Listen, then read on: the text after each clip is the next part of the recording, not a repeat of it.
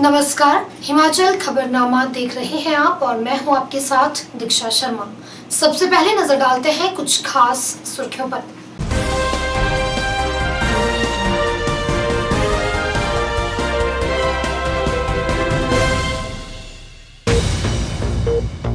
मुख्यमंत्री जयराम ठाकुर ने कोरोना संक्रमण के प्रसार को रोकने के लिए अधिकारियों को समयबद्ध उपाय करने के दिए निर्देश।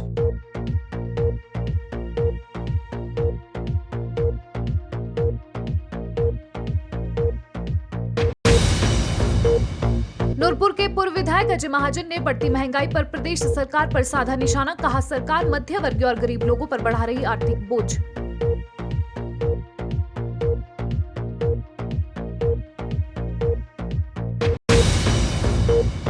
पुलिस क्लब ढली ने शहरी विकास मंत्री सुरेश भारद्वाज के माध्यम से आईजीएमसी लोक कल्याण समिति को 5 व्हीलचेयर और 2 स्ट्रेचर किए भेंट।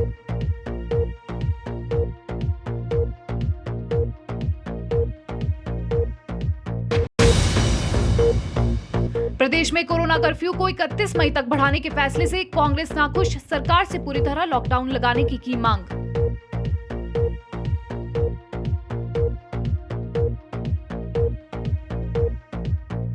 सुर्खियों के बाद अब खबरें विस्तार से। प्रदेश में कोरोना महामारी के ताजा हालात पर चर्चा करने के लिए समीक्षा बैठक आयोजित की गई। राज्य सचिवालय में मुख्यमंत्री जयराम ठाकुर की अध्यक्षता में आयोजित इस बैठक में कोरोना संक्रमण के साथ साथ ब्लैक फंगस की ताजा स्थिति पर भी चर्चा की गई। बैठक की जानकारी देते हुए मुख्यमंत्री जयराम ठाकुर ने कहा कि प्रदेश सरकार कोरोना संक्रमण व ब्लैक फंगस बीमारी से निपटने के लिए पूरी तरह तैयार है। उन्होंने कहा कि प्रदेश में लगाए गए कोरोना कर्फ्यू के बाद संक्रमण के मामलों में कमी आई है, लेकिन मौत के आंकड़ों में हो रही बढ़ोतरी लगातार जारी है। ऐसे में प्रदेश सरकार क्या बेहतर कर सकती है, इस पर चर्चा करने के लिए समीक्षा बैठक का आयोजन किया गया। मुख्यमंत्री जयराम ठाकुर ने राज्य में कोविड-19 की समीक्षा बैठक की अध्यक्षता करते हुए अधिकारियों को स्थिति को नियंत्रित करने के लिए समय पर उचित उपाय करने के निर्देश दिए। उन्होंने कहा कि कोरोना कर्फ्यू के ठोस परिणाम सामने आ रहे हैं। कोरोना मामलों में कमी आ रही है, लेकिन कोरोना के कारण मृत्यु अभी भी चिंता का विषय है। उन्होंने कहा कि कोरोना संक्रमण से होने वाली मृत्यु को कम करने के लिए प्रभावी रणनीति बनाई जानी चाहिए। मुख्यमंत्री ने कहा कि आशा कार्यकर्ताओं को पर्याप्त संख्या में मास्क, सैनिटाइजर और दस्ताने उपलब्ध कराए जाएं, ताकि वे अपने कर्तव्यों का पालन बेहतर तरीके से और निडर होकर कर सके। उन्होंने कहा कि बॉडी बैग और वेस्ट बैग के अलावा प्राथमिक स्वास्थ्य केंद्र के स्तर पर पर्याप्त संख्या में पीपीई किट उपलब्ध कराई जानी चाहिए, ताकि प्रोटोकॉल के अनुसार कोविड-19 मृतक का अंतिम संस्कार किया जा सके। मुख्यमंत्री ने कहा कि गंभीर मरीजों को होम आइसोलेशन से अस्पताल में स्थानांतरित करने पर विशेष बल दिया जाना चाहिए, ताकि समय पर उनका इलाज हो सके। उन्होंने कहा कि प्रदेश में विभिन्न अस्पतालों में भर्ती होने के 24 घंटे के भीतर करीब 38% मृत्यु हुई है। इसी प्रकार होम आइसोलेशन में 7.7% मृत्यु हुई है और 4.1% मरीजों को अस्पताल में मृत लाया गया है। उन्होंने कहा कि आशा कार्यकर्ताओं और अन्य स्वास्थ्य कर्मियों को मरीजों की स्थिति पर लगातार निगरानी रखनी चाहिए, ताकि मरीजों की स्थिति खराब होने पर उन्हें अस्पताल में स्थानांतरित किया जा सके। मुख्यमंत्री ने दवाओं, ऑक्सीजन कंसंट्रेटर, ऑक्सीजन सिलेंडर और अन्य जीवन रक्षक दवाओं की आपूर्ति श्रृंखला को सुदृढ़ करने की आवश्यकता पर बल दिया। उन्होंने कहा कि केंद्र सरकार ने भी प्रदेश का ऑक्सीजन कोटा बढ़ाकर 40 मीट्रिक टन कर दिया है। उन्होंने कहा कि राज्य सरकार ने ऑक्सीजन की भंडारण क्षमता में 25 मीट्रिक टन की वृद्धि की है। उन्होंने कहा कि प्रदेश में 2500 डी टाइप के सिलेंडर थे, जिन्हें अब बढ़ाकर 6500 कर दिया गया है। उन्होंने कहा कि राज्य में ब्लैक फंगस के 5 मामले सामने आए हैं, जिनमें से 4 का ऑपरेशन किया जा चुका है। मुख्यमंत्री ने कहा कि प्रदेश में टीकाकरण की प्रक्रिया सुचारू रूप से चल रही है। उन्होंने कहा कि अब तक प्रदेश की जनता को लगभग 22,88,000 वैक्सीन की खुराक लगाई जा चुकी है। उन्होंने कहा कि यद्यपि भारत सरकार ने 18 से 44 वर्ष आयु वर्ग के टीकाकरण के लिए ऑन साइट पंजीकरण और अपॉइंटमेंट की सिफारिश की है, लेकिन भारत सरकार ने स्थानीय आधार पर ऑन साइट पंजीकरण करने का निर्णय राज्य सरकार पर छोड़ दिया है। उन्होंने टीकाकरण स्थलों पर भीड़ और असुविधा से बचने के लिए युवाओं से आग्रह किया है कि वे कोविन ऐप पर अपना पंजीकरण करवाएं। मुख्यमंत्री ने कोविड मरीजों के लिए समय पर होम आइसोलेशन किट वितरित करने पर बल दिया। उन्होंने कहा कि होम आइसोलेशन किट के उचित वितरण के लिए उपायुक्त और मुख्य चिकित्सा अधिकारी अपने अपने जिलों के विधायकों के साथ उचित संबंध में बनाए रखें। मुख्यमंत्री ने कहा कि यद्यपि कोरोना वायरस की तीसरी लहर आती है तो उससे निपटने के दृष्टिगत सक्रिय दृष्टिकोण से समयबद्ध तैयारियां सुनिश्चित की जानी चाहिए ताकि राज्य किसी भी परिस्थिति का सामना करने के लिए पूरी तरह से तैयार हो। उन्होंने कहा कि निर्माणाधीन मेक शिफ्ट अस्पतालों का कार्य समयबद्ध पूर्ण किया जाना चाहिए और उनमें आवश्यक चिकित्सा उपकरण स्थापित किए जाने चाहिए। सचिव स्वास्थ्य अमिताभ अवस्थी ने इस अवसर पर मुख्यमंत्री का स्वागत करते हुए उन्हें विभाग द्वारा कोरोना वायरस के प्रसार को रोकने के लिए उठाए जा रहे कदमों की जानकारी दी। प्रसन्नता है कि बहुत सारे लोग आगे आकर के इस कोविड के संकट में CSR में मदद करने के लिए सरकार को सहयोग दे रहे हैं। उनका मैं सबका धन्यवाद करता हूं। कुछ ने अलग अलग अपनी कैपेसिटी के हिसाब से, अपनी क्षमता के हिसाब से जो है उनने मदद करने की, कुछ लोगों ने ऑक्सीजन कंसंट्रेटर दिए हैं, कुछ लोगों ने और चीज़ें दी हैं जो ज़रूरी इस कोविड के दौरान है।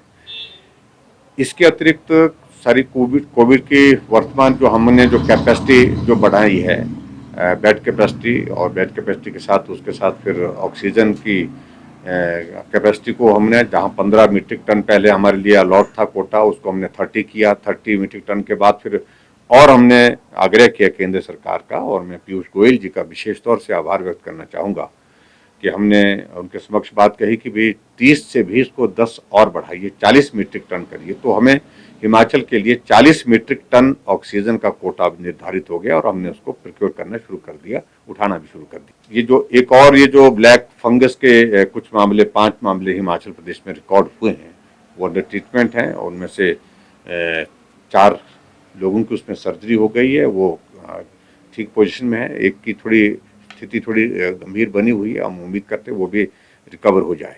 वैक्सीन से रिलेटेड भी हमने सारी चीज़ों पर रिव्यू किया। जो हमारा 45+ वैक्सीन का वो अभियान वो चल रहा है, और उसके साथ साथ में जो हमारे फ्रंटलाइन वर्कर्स और कुछ इस तरह के जो प्रायोरिटाइज किए थे हमने कुछ सेक्शन हमारे सोसाइटी के, उनको वैक्सीन प्रायोरिटी पर लग रही है। उसमें किसी तरह कठिनाई नहीं। सिर्फ हमको यही है कि जो 18 से 44 साल की जो वैक्सीन है उसको रेगुलेट करना पड़ रहा है, ठीक प्रकार से मॉनिटर करना पड़ रहा है। मैं ये बड़ा स्पष्ट करना चाह रहा हूँ कि चाहे अभी बात आ रही है अखबारों में भी, मीडिया में भी आ रही है कि अब उसके लिए जो है वो पोर्टल में जाकर रजिस्ट्रेशन करने की ज़रूरत नहीं है। वो बात एक जगह ठीक है, वो राष्ट्रीय स्तर का एक निर्णय है, उस निर्णय का भी हम स्वागत करते हैं। लेकिन उसके बावजूद भी हमारे पास जो रजिस्ट्रेशन होगी, रजिस्ट्रेशन के बाद फिर जो लोग जिनको हमने वैक्सीन देनी है उनकी संख्या निर्धारित हो करके, जिनको मैसेज आएगा, संदेश आएगा, वही लोग वहाँ पर उस पर आएँ तो वो उचित रहेगा। अन्यथा बहुत सारे लोग आ जाएंगे, उसको वहाँ पर मॉनिटर करना मुश्किल हो जाएगा।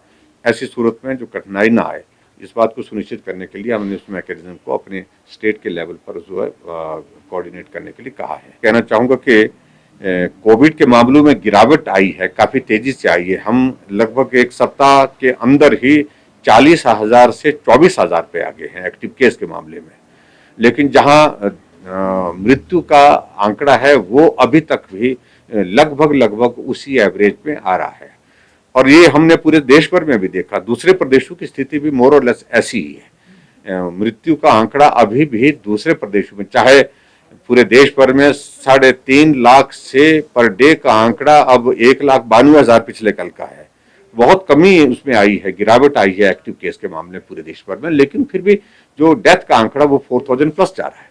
तो ऐसे में उस तरह से अगर देखा जाए तो हिमाचल प्रदेश में ये जो मृत्यु के मामलों में जो अभी तक वो आंकड़ा नीचे नहीं आ पा रहा है, तो मैं उम्मीद करता हूँ 5-4 दिन के बाद जो है, 5-6 दिन के बाद ये सिचुएशन हमारे यहाँ पर भी इम्प्रूव होगी। कोरोना काल में बढ़ती महंगाई को लेकर जयराम सरकार पर जुबानी हमला करते हुए नूरपुर विधानसभा क्षेत्र के पूर्व विधायक अजय महाजन ने कहा कि सरकार ये बताए कि संकट काल में सरकार द्वारा जनता को क्या राहत प्रदान की गई है। उन्होंने सरकार को घेरते हुए कहा कि एक ओर समाज सेवी संस्थाएं जरूरतमंदों की सेवा करने के लिए आगे आ रही हैं, तो वहीं सरकार आम लोगों पर अतिरिक्त बोझ डालने में लगी है। उचित मूल्य की दुकानों में खाद्य वस्तुओं की बढ़ती कीमतों से मध्यम व गरीब वर्ग आहत है, तो वहीं पेट्रोल व डीजल के बढ़ते दाम भी आम जनता की परेशानी बने हुए हैं। नूरपुर के पूर्व विधायक अजय महाजन ने कहा कि आज के दौर में साधन संपन्न व्यक्ति लोगों की मदद के लिए आगे आ रहे हैं। कई संस्थाएं मध्यवर्गीय और गरीब लोगों की सेवा में जुटी है, लेकिन प्रदेश सरकार इन वर्ग को कोरोना काल में राहत देने की बजाय उन्हें आहत कर रही है। उन्होंने कहा कि सरकार ने आज डिपुओं में दालों के दाम में बढ़ोतरी की है। सरसों के तेल में भी 57 रुपए बढ़ा दिए गए हैं। पिछले एक महीने में 7 बार पेट्रोल और डीजल के दाम बढ़ाए गए। उन्होंने कहा कि सरकार को इस समय लोगों की मदद करनी चाहिए, लेकिन सरकार उल्टा लोगों पर आर्थिक बोझ डाल रही है। उन्होंने कहा कि आज छोटा बड़ा हर दुकानदार अपनी दुकानें बंद करके बैठा है और सरकार का सहयोग कर रहा है, लेकिन सरकार इनके लिए क्या कर रही है। महाजन ने कहा कि सरकार ने जो डिपुओं में खाद्य सामग्रियों के दाम बढ़ाए हैं उन्हें तुरंत वापस लिया जाना चाहिए। साथ ही प्रभावित लोगों को निःशुल्क राशन दिया जाए। उन्होंने कहा कि सरकार को चाहिए कि दुकानदारों के बिजली पानी के बिल भी माफ किए जाने चाहिए। वहीं उन्होंने प्रदेश सरकार पर तंज कसते हुए कहा कि यह सरकार पूंजीपतियों की सरकार है, इसे गरीब और आम आदमी से कोई लेना देना नहीं है। बहुत शर्म की बात है, बड़ी दुख की बात है कि कोरोना काल के कारण हर वर्ग अफेक्टेड हुआ है और जहां तक जितनी स्वयंसेवी संस्थाएं हैं वो आगे आई हैं और लोगों की मदद कर रही हैं। जहां हम भी उसमें, हमारी भी एक संस्था है और उसमें हम भी कोई 150 लोगों को रोज फ्री खाना भेज रहे हैं और इसी तरह और भी संस्थाएं हैं और सब लोग मदद कर रहे हैं। और सरकार क्या कर रही है? सरकार जो है, आज बड़ा दुख से मैं कहना चाहता हूं कि डिपुओं में दालों के रेट 5 से लेकर 16 रुपए किलो बढ़ा दिए। जो तेल, सरसों का तेल है 57 रुपए रेट बढ़ा दिए। पिछले एक महीने में 7 बार पेट्रोल और डीजल के रेट बढ़ा दिए। सरकार को लोगों की इमदाद करनी चाहिए इस कार्यकाल में, इस संकट के घड़ी में, और उल्टा जो है वो रेट बढ़ाई जा रहे हैं, उनके ऊपर और आर्थिक बोझ डाल रहे हैं। लोग कहां जाएं? आज की डेट में छोटा बड़ा दुकानदार सरकार के साथ कोऑपरेट कर रहा है, बंद करके बैठा हुआ अपनी दुकानें। सरकार का भी फर्ज बनता है कि उनकी इमदाद करे। इमदाद तो दूर की बात है, ये उनके ऊपर रोज आर्थिक बोझ डाल रहे हैं। और मैं अनुरोध करूंगा सरकार से कि ये रेट्स जो बढ़ाए हैं इनको रोल बैक किया जाए और रोल बैक के अलावा जो है फ्री राशन जो है हर वर्ग जो अफेक्टेड हुआ है उनको मिलना चाहिए। कोरोना के इस संकट काल में हिमाचल सरकार द्वारा विधायकों को अपने विधानसभा क्षेत्र के लिए विधायक निधि से 10 लाख रुपए तक स्वास्थ्य उपकरण खरीदने की अनुमति दी थी और 17 मई को अधिसूचना भी जारी की गई थी, लेकिन इसे लेकर कोई गाइडलाइन जारी नहीं की गई है। वहीं इस मामले को लेकर कसुम्पटी विधानसभा क्षेत्र के विधायक अनिरुद्ध सिंह उपायुक्त शिमला आदित्य नेगी के पास पहुंचे और उन्हें इसको लेकर स्थिति स्पष्ट करने के लिए कहा।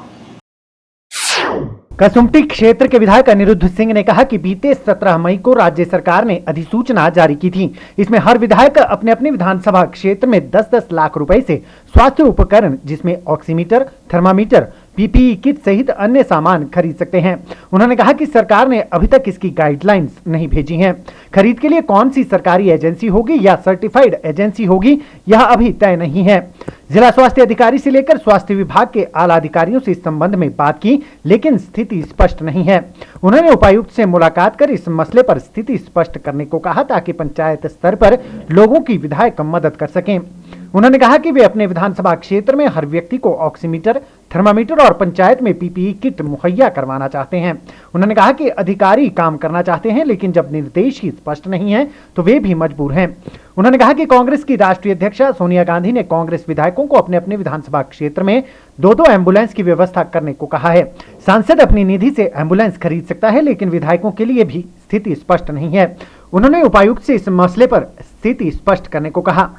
सरकार ने 17 मई को एक नोटिफिकेशन करी थी जिसमें विधायक, जितने भी विधायक हिमाचल प्रदेश में हैं, वो अपनी निधि से 10 लाख रुपए अपनी पंचायतों के लिए, अपनी कॉन्स्टिट्यूंसीज के लिए, मटेरियल्स के लिए, चाहे वो ऑक्सीमीटर है, थर्मल स्कैनर्स हैं, मास्क हैं, ग्लव हैं, शील्ड है, पीपीई किट है, उसके लिए दिया, उसके लिए हमारे को अलाउ करे गए हैं।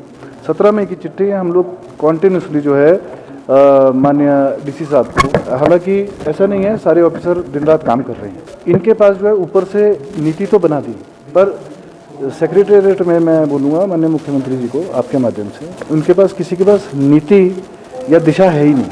नोटिफिकेशन जल्दबाजी में कर रहे हैं। पहले प्लानिंग होनी चाहिए, किस तरह खरीदे जाने चाहिए, उसके बाद जो है नोटिफिकेशन होनी चाहिए। हम लोग कॉन्टिन्यूसली जो है डीसी साहब से, प्लानिंग ऑफिसर से मांग कर रहे हैं कि 10 लाख रुपए हमारे रिलीज़ करे जाएँ, ताकि हम हर घर में ऑक्सीमीटर, एटलीस्ट एक ऑक्सीमीटर, एक थर्मल स्कैनर्स और पंचायतों को पीपीई किट्स, क्योंकि डेथ्स बहुत ज़्यादा हो रही हैं, लोग वहाँ जा नहीं पा रहे हैं, पीपीई किट्स अवेलेबल नहीं है, इसलिए बड़ी प्रॉब्लम आ रही है। वो हर कहीं जो चिन्हित स्थान होते हैं उनके शमशान घाट के, उसके अलावा और कहीं उनको बेचारों को दाह संस्कार करना पड़ रहा है। तो सरकार से मैं अपील भी करूँगा कि इमीडिएटली जो है इसका दिशा निर्देश निकालें, क्योंकि इसमें जो इसमें दिया है नोटिफिकेशन में, वो डिस्ट्रीब्यूशन थ्रू गवर्नमेंट और certified health agencies in their own constituency. Health agencies केवल मात्र सीएमओ शिमला है, उनसे मेरी बात हुई है, उनके पास केवल मास्क जो है वो अवेलेबल है और कोई सामान अवेलेबल नहीं है। मैं सरकार से अनुरोध करूंगा इमीडिएटली, अगर ऑक्सीजन की ज़रूरत आज है तो अभी लगनी चाहिए, यानी कि 2 महीने बाद सामान आए। साथ ही मैं जैसे ऑक्सीजन के मुद्दे पर भी बात करूँगा। मैं सरकार ने सभी लोगों के ऑक्सीजन सिलेंडर जो हैं जब्त कर लिए हैं, अंडर डिजास्टर मैनेजमेंट एक्ट करें हैं। साथ में जब डिजास्टर मैनेजमेंट एक्ट लग रहा है तो डिजास्टर मैनेजमेंट कमेटी का है वो नदारद है। डीसी ऑफिस में उनका एक कमरा है जिसमें कंप्यूटर लगे हैं, बढ़िया कुर्सियां लगी हैं साथ में ही, पर वो खाली रहता है। आज तक कोई भी डिजास्टर मैनेजमेंट कमेटी की मीटिंग मैं समझता हूँ हुई नहीं है। वहीं उपायुक्त शिमला आदित्य नेगी ने कहा कि सरकार द्वारा जारी अधिसूचना में उपकरण खरीदने के लिए हेल्थ एजेंसी की स्थिति स्पष्ट नहीं है, जिसको लेकर वे प्रदेश सरकार को पत्र लिखेंगे व सारी स्थिति स्पष्ट करने का आग्रह करेंगे। देखिए, आज जो माननीय विधायक अनिरुद्ध जी ने एक मुद्दा उठाया है, उसमें उन्होंने ये जानना चाहा है कि जो ये 17 मई की जो प्लानिंग की एक गाइडलाइंस है कि उसमें 10 लाख रुपए जो है विधायक जो है वो किन चीज़ों पे खर्च कर सकते हैं। तो उसमें बेसिकली थोड़ी सी क्लैरिटी का अभाव है कि वो किस पे खर्च कर सकते हैं और किस तरह से खर्च कर सकते हैं।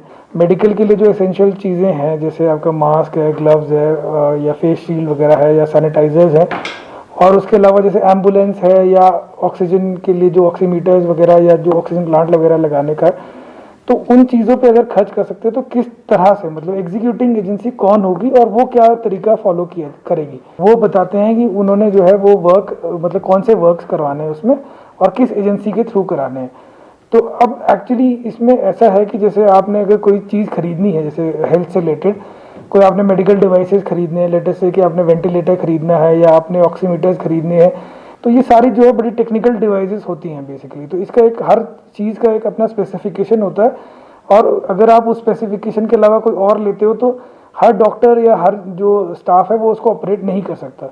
तो इसमें इस तरह की कुछ डिफ़िकल्टीज आ रही हैं कि उसमें एग्जीक्यूटिंग एजेंसी है वो कौन होगी और वो क्या प्रक्रिया फॉलो करेगी, क्योंकि इसमें एक इशू ये भी है कि जो हमारी जो गवर्नमेंट की जो प्रक्रिया होती है प्रोक्योरमेंट की, उसमें जैसे हम टेंडर कॉल करते हैं तो उसमें आप 21 दिन का टाइम देते हो, फिर उसके बाद जो है जो भी पार्टीज आती हैं फिर उसको उनका टेक्निकल बिड है वो देखा जाता है, फिर फाइनेंशियल बिड है वो खोला जाता है।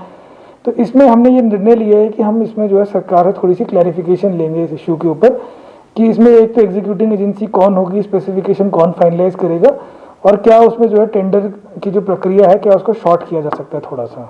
तो एक बार जैसे क्लैरिफिकेशन इस पे आ जाता है कि अगर जो है ये सीएमओ के माध्यम से या किसी और एजेंसी के माध्यम से खरीदी जा सकती है और किन स्पेसिफिकेशन ही खरीदी जा सकती है और किस प्रक्रिया के तहत खरीदी जा सकती है, तो उसके बाद डेफिनेटली फिर इस पे जो है जल्दी काम शुरू कर दिया जाएगा। प्रदेश के सबसे बड़े अस्पताल आईजीएमसी में अब ऑक्सीजन की कमी आड़े नहीं आएगी। अस्पताल के मेडिकल कॉलेज में 20 किलोलीटर का ऑक्सीजन टैंक तैयार कर दिया गया है। इस टैंक के तैयार होने से अस्पताल के पास 2000 ऑक्सीजन सिलेंडर का बैकअप रहेगा। प्रशासन द्वारा जल्द ही इसका ट्रायल किया जाएगा और शुरुआती तौर पर आईजीएमसी में ही ऑक्सीजन सप्लाई देने का काम शुरू कर दिया जाएगा।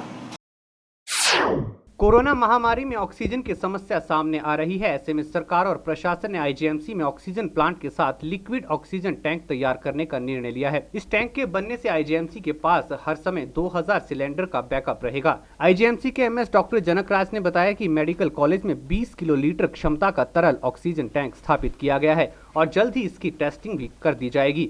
उन्होंने कहा कि इसके शुरू होने से आईजीएमसी में ऑक्सीजन का हर समय बैकअप रहेगा। जो है लगभग 3600 क्यूबिक लीटर ऑक्सीजन प्रतिदिन बनाता है और ये एयर सेपरेशन यूनिट है और कोविड काल से पहले इसको कुछ समय के लिए चलाया जाता था, पर कोविड काल में जब इसकी ऑक्सीजन की ज़रूरत ज़्यादा पड़ी तब इसको हमने 24 घंटे चला दिया और कुछ समय तक भी हमारी ज़रूरतों को पूरा करता रहा। और जब ऑक्सीजन सिलेंडर की रिक्वायरमेंट, ऑक्सीजन की रिक्वायरमेंट बढ़ी तो हमें सप्लीमेंट करने के लिए और केंद्रों से भी ऑक्सीजन की यहाँ पर सप्लाई को मेंटेन करना पड़ा। अभी जो आप ये देख रहे हैं ये लिक्विड ऑक्सीजन टैंक, ये 20,000 किलोलीटर कैपेसिटी का, मतलब 20,000 कैपेसिटी का टैंक है और जो अपने आप में एक यहाँ पर हमारे लिए बैकअप का काम करेगा। और इस पूरे टैंक में एक समय में लगभग 2,000 के करीब डी टाइप सिलेंडर जितनी ऑक्सीजन जो है वो स्टोर रहेगी। कोरोना को हराने के लिए समाज का हर वर्ग यथासंभव सहायता कर रहा है। इसी तरह बिलासपुर केमिस्ट एसोसिएशन की ओर से करीब 5.5 लाख रुपए की दवाइयां और कोविड संबंधी उपकरण उपायुक्त बिलासपुर को भेंट किए गए, जिसे बाद में सीएमओ डॉक्टर प्रकाश दड़ोच को सौंपा गया। जिला केमिस्ट एसोसिएशन के प्रधान हेमंत शर्मा ने कहा कि वैश्विक बीमारी कोरोना को हराने के लिए इस समय हाथ को हाथ का साथ है। ऐसे हालातों में केमिस्ट भी कोरोना वॉरियर की भूमिका निभा रहे हैं और 24 घंटे जनता की सेवा में लगे हैं। उन्होंने सभी लोगों से अपील करते हुए कहा कि सरकार और जिला प्रशासन को सहयोग करें और मिलकर इस महामारी का सामना करें। पूरे जिले के केमिस्टों के सहयोग से जिला बिलासपुर में कोविड पेशेंटों के लिए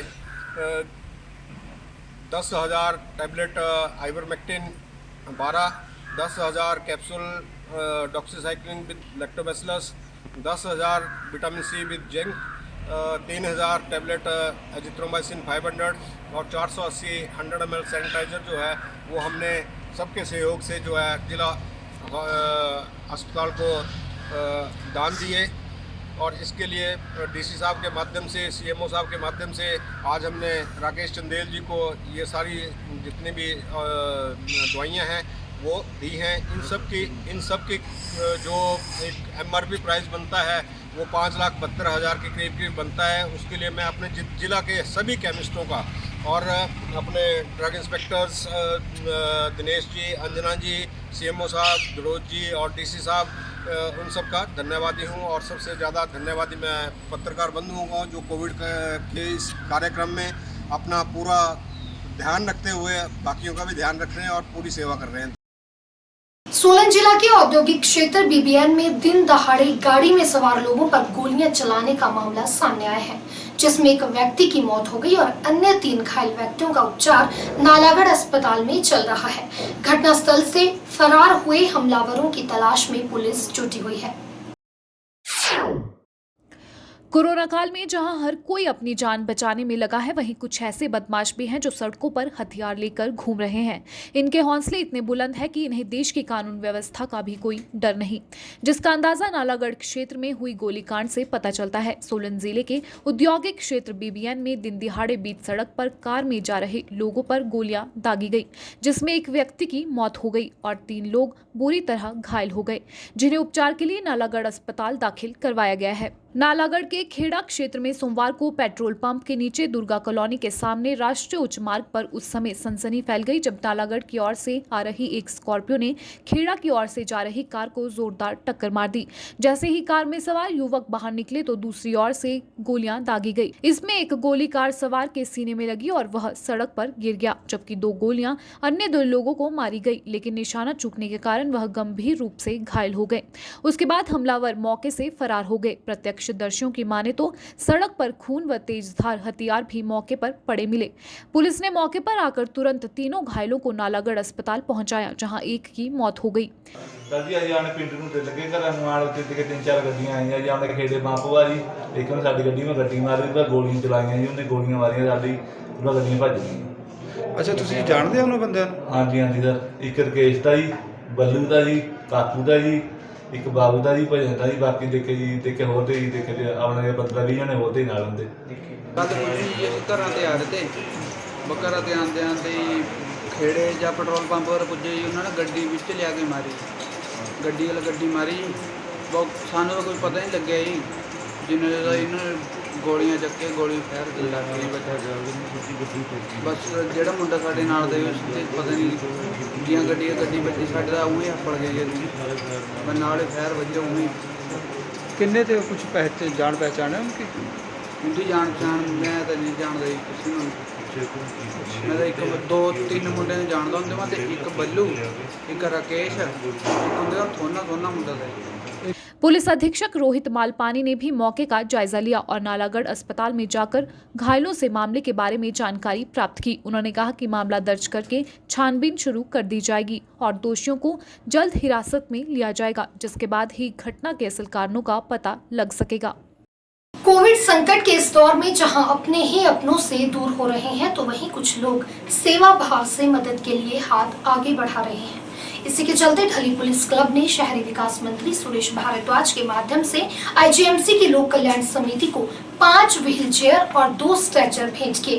वहीं अस्पताल में सेवाएं दे रहे फ्रंटलाइन वर्कर्स के तौर पर अपनी जान जोखिम में डालकर कार्य कर रहे सुरक्षा कर्मियों और नर्सों को भी शहरी विकास मंत्री ने प्रशस्ति पत्र और मोमेंटो देकर सम्मानित किया। शहरी विकास मंत्री सुरेश भारद्वाज ने इस पुनीत कार्य में अपनी भागीदारी सुनिश्चित करने वाले पुलिस क्लब ढली के प्रयासों की प्रशंसा की।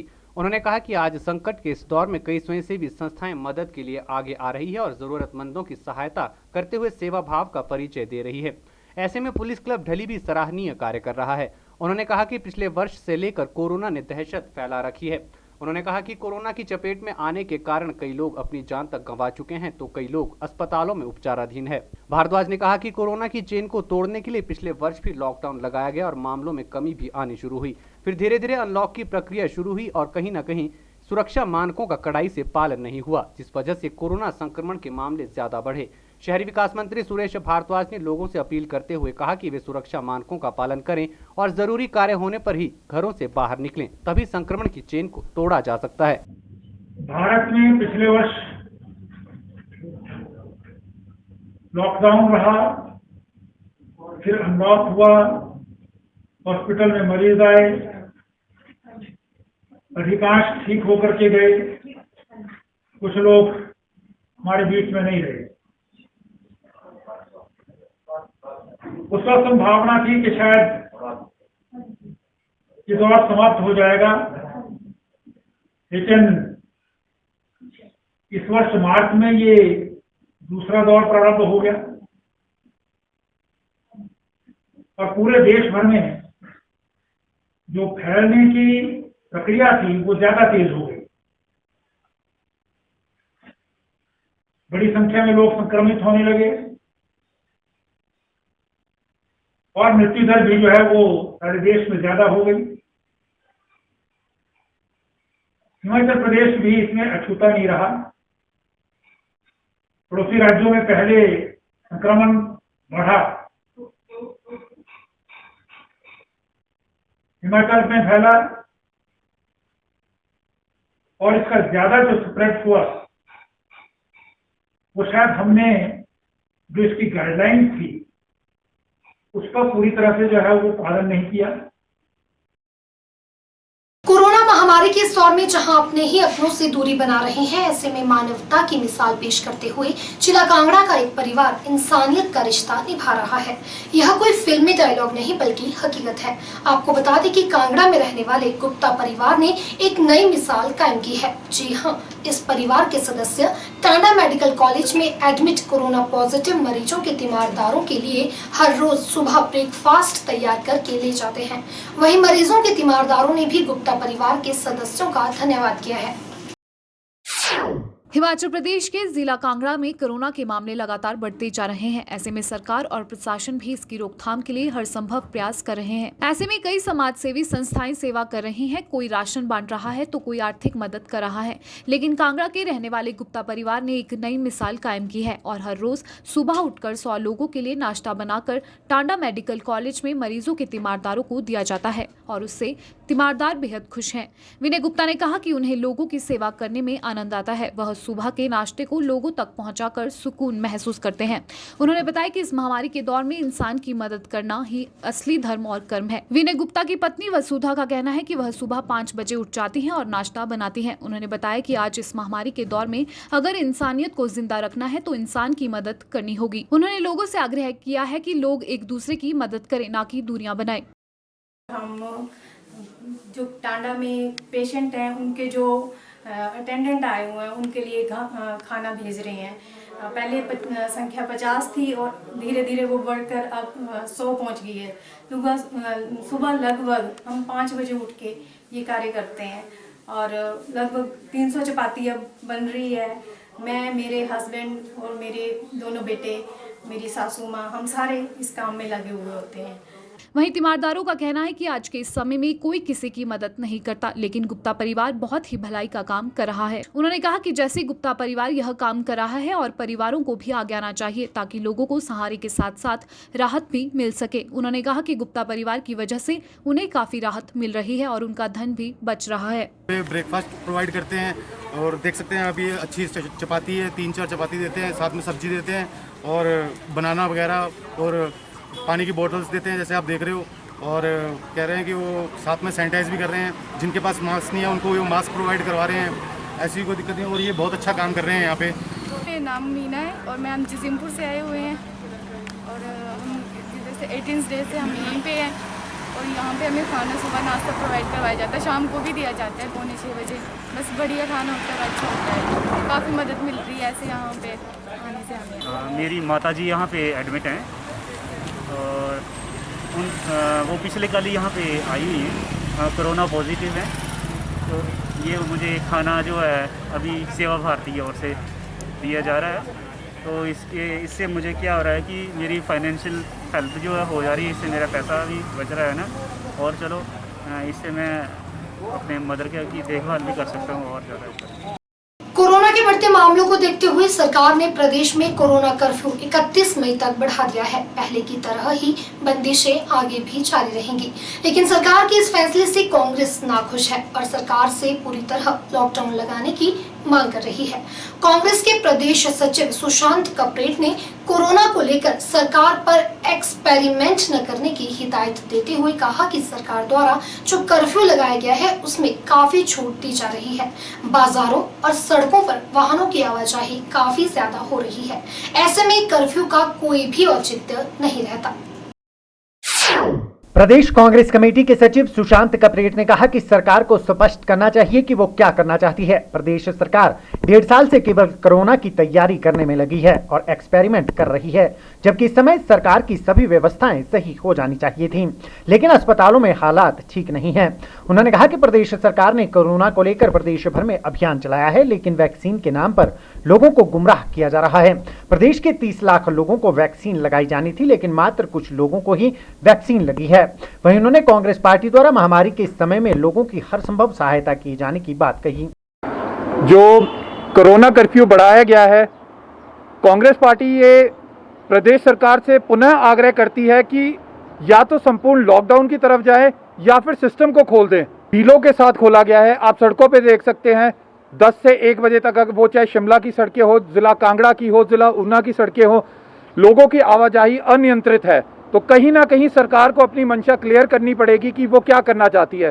कांग्रेस पार्टी का सदैव ये मानना रहा है, जिस प्रकार से हमारे प्रदेशाध्यक्ष श्री कुलदीप सिंह राठौर जी ने कहा है कि सरकार को कंप्लीट लॉकडाउन की ओर जाना चाहिए था। आज जो ये लॉकडाउन लग रहे हैं, ये तो एक एक्सपेरिमेंटल लॉकडाउन है, जिसमें ये चेक किया जा रहा है कि हमारे पास बेड्स की कैपेसिटी कितनी बढ़ रही है। कांग्रेस पार्टी का ये मानना है कि आज जो ये वैक्सीनेशन ड्राइव पूरे प्रदेश भर में चल रही है, जिसमें 32 लाख लोगों को बेनिफिट मिलना था, वो मात्र आपने 1.5 लाख लोगों तक सीमित कर दिया। उसमें भी इतनी खामियां हैं कि ग्रामीण क्षेत्रों के लोगों को का नंबर ना आकर दूसरे लोगों का नंबर आ रहा है। तो सिस्टम फॉल्टी है, कहीं ना कहीं चेंज करने की आवश्यकता है। किसी भी हिमाचल के किसी भी अस्पताल की, तो वहां पर मरने वाले पेशेंट्स की अगर आप तादाद देखेंगे, हाईएस्ट रेट की ओर बढ़ता जा रहा है। तो सरकार की जो विफलता है वो तो इसी प्रकार से दिख रही है। कितनी कमियां इनके सिस्टम में रही है। आप अगर डेथ रेट की बात करते हैं, हिमाचल 3रे नंबर पे है। अगर पॉजिटिविटी रेट की बात करते हैं, हिमाचल पूरे देश में चौथे नंबर पे है। तो सिस्टम की विफलता है ये। पिछले एक साल में हमने किस प्रकार से तैयारियां की इस चीज से निपटने के लिए, कोरोना महामारी से लड़ने के लिए, ये प्रदर्शित कर रहा है। जिला बिलासपुर के जमथल जंगल में आग लगने का मामला सामने आया है। आग पर काबू पाने के लिए जान की परवाह किए बिना देश की सबसे कम उम्र की जिला परिषद अध्यक्ष कुमारी मुस्कान स्वयं अपने दल बल के साथ मौके पर पहुंची और आग पर काबू पाया। मुस्कान ने कहा कि आग किस कारण से लगी है, इसकी जांच की जाएगी।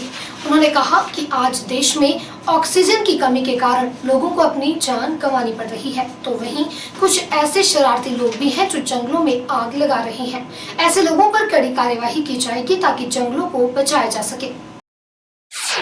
आज सायंकालीन समय में मुझे ग्राम पंचायत जमथल से लोगों की कॉल आई और उन्होंने बताया कि उनके गांव के साथ लगते हुए जंगल में बहुत ही भयानक आग लगी है।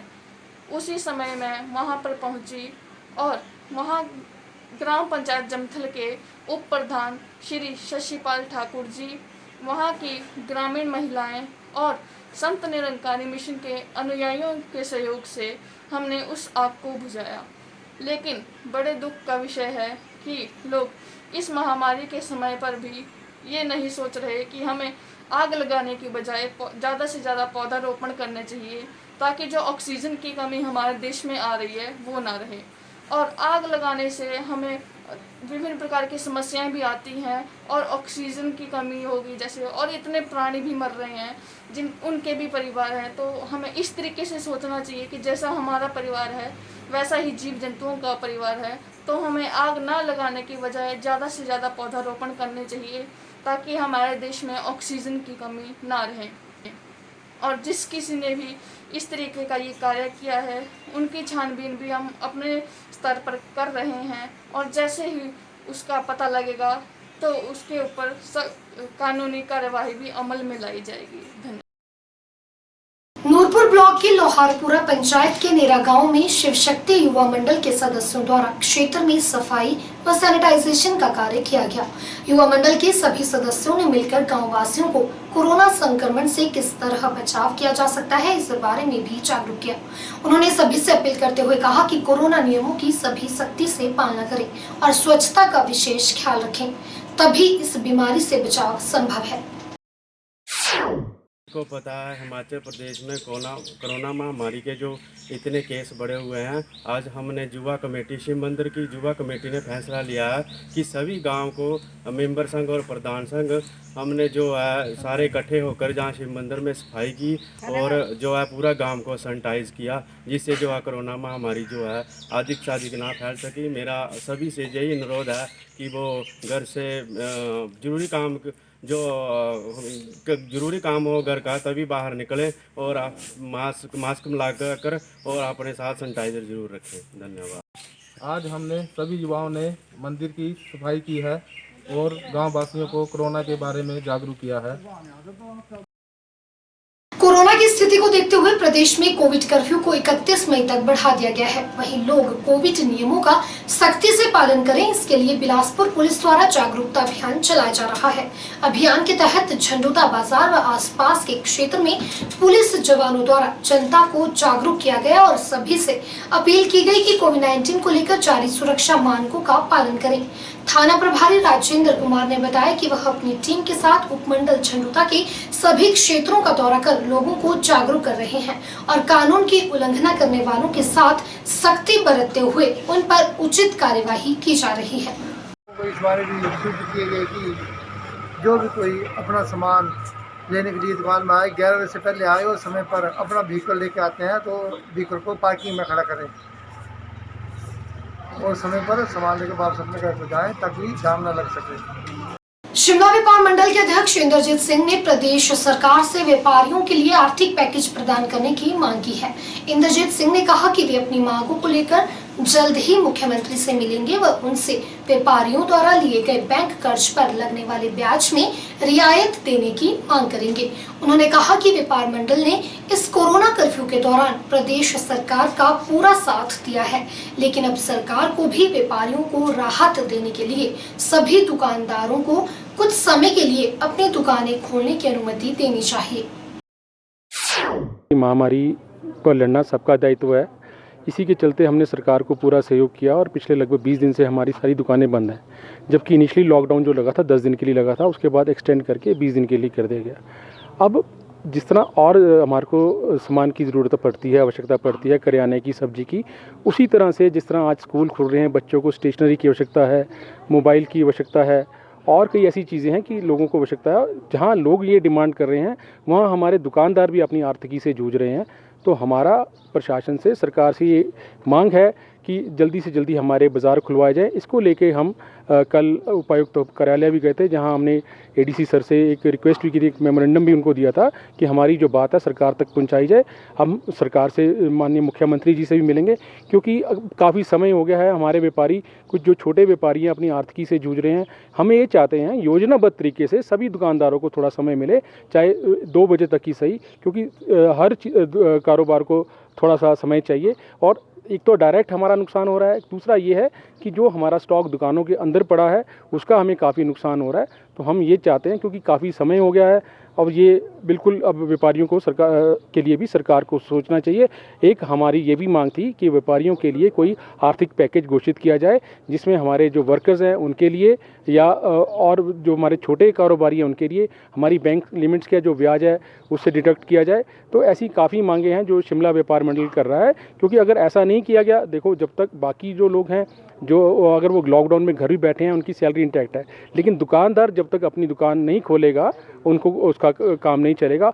और एक एक दुकान पर शिमला में मैं आपकी नोटिस में लाना चाहता हूँ, लगभग 3 से 4 एम्प्लॉयज़ भी हैं, उनकी सैलरी और उनके परिवार, अगर शिमला की बात करें लगभग 20,000 बच्चों को हमने जो प्राइवेट जो है जो नौकरियां करते हैं, जो किसी ना किसी प्राइवेट एस्टेब्लिशमेंट के साथ जुड़े हुए हैं, तो उन सब का भी ध्यान रखते हुए सरकार को डेफिनेटली कोई आर्थिक पैकेज इन लोगों की मदद करनी चाहिए।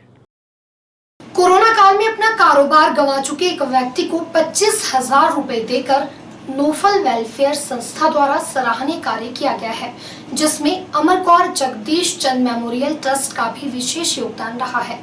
समाज सेवा के लिए हमेशा आगे रहने वाली नोफल वेलफेयर संस्था के अध्यक्ष गुरमीत सिंह ने बताया कि अपना कारोबार गंवा चुका ये व्यक्ति निराश हो चुका था और यह अपने बच्चों की पढ़ाई का खर्चा उठाने में भी असमर्थ था।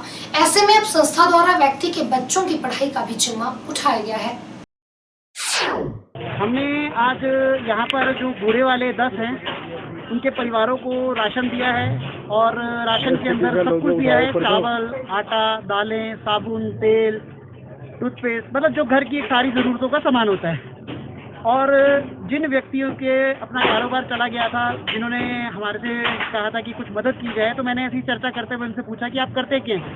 तो उन्होंने बताया कि मैं कारोबार करता था, लेकिन कोरोना के कारण हमारा कारोबार चला गया है और मेरे पास इतने पैसे भी नहीं बचे कि मैं आगे सर्वाइव कर सकूं।